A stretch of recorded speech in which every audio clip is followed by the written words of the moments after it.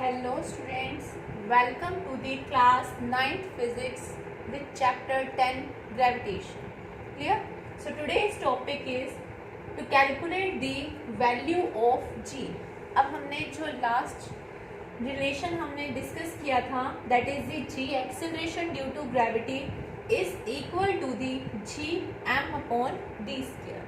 G that is the universal gravitation constant where m is the mass of the object, mass of the earth, and d is the distance of the object and the earth.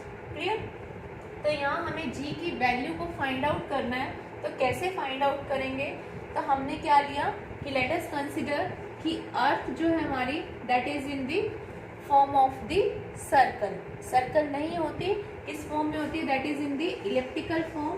तो इसकी value को find out करने के लिए हमने इसको consider किया कि this is in the form of the circle. और कोई भी ऑब्जेक्ट हमारा जो है वो अर्थ के बिल्कुल अप साइड में है हमारा on the surface of the अर्थ, या फिर बिल्कुल नियर आइदर इन इधर या फिर इन दिस वे. तो कोई भी चीज बिल्कुल नियर होती है तो उसको हम अप्रोक्सीमेटली कंसिडर कर लिया कि the object is on the surface of the earth. Clear? तो this is the object, the small m is the mass of the object and this is the centre of the earth.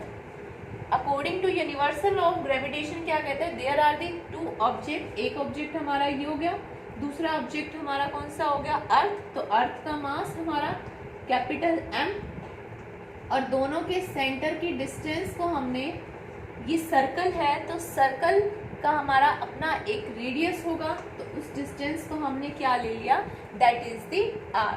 This is the radius of the earth. This is the radius of earth. Clear? तो यहाँ से हमें पता लग गया R is the radius. तो इस equation को हम ऐसे रिड्यूस कर सकते हैं जी एम अपॉन डी. किससे रिप्लेस हो जाएगा हमारा? R square. क्लियर? तो हमें किसकी वैल्यू निकालनी है? G की. As we know that capital G की वैल्यू हमारी कितनी थी? That is equal to 6.67 into 10 raise to the power -11 multiply by the mass of the earth हमारा कितना है? That is the 6 into 10 raise to the power 24 kilogram. Clear? And the radius, the distance between the object and the centre of the earth that is the 6.4 into 10 raise to the power 6 metre. This is the square. Clear? तो after solving this equations, powers को हम अलग ले लेंगे. 10 raised to the power -11, this is the power 24 divided by में 6 2 जा 12, तो ये पावर हमारी -12 हो जाएगी.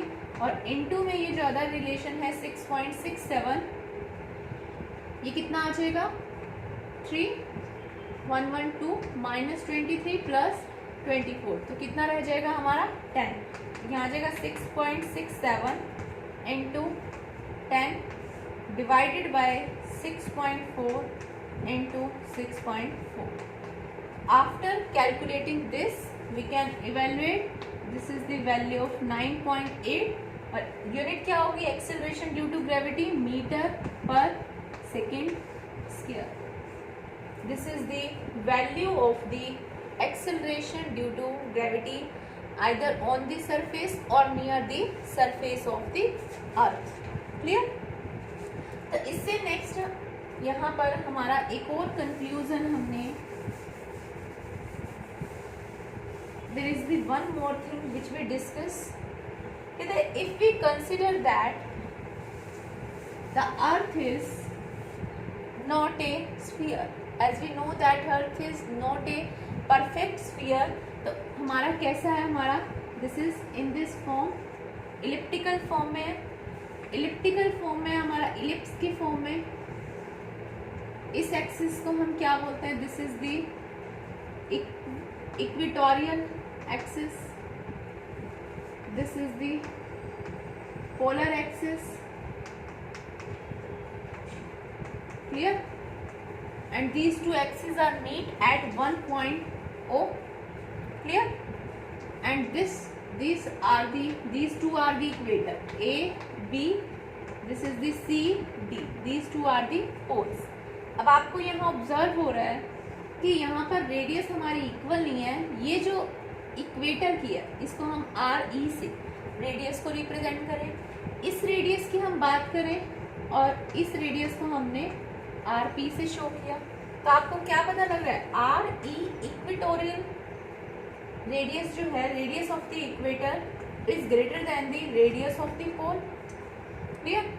इस रिलेशन में हमें क्या पता लगा है कि G that is equal to किसके इक्वल आ रहा है हमारा, GM अपॉन में R स्क्वायर।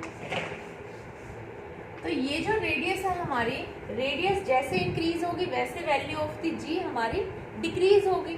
क्लियर? तो यहाँ से हमें क्या है कि रेडियस ऑफ द इक्वेटर की ज्यादा है एज कंपेयर टू पोल, तो G की वैल्यू हमारी कहाँ ज्यादा होगी, G की वैल्यू हमारी ज्यादा होगी किधर, इक्वेटर की रेडियस ज्यादा है, G की हमारी इक्वेटर के ऊपर वैल्यू कम होगी और पोल के ऊपर हमारी ज्यादा होगी। This is for the equator, this is for the poles.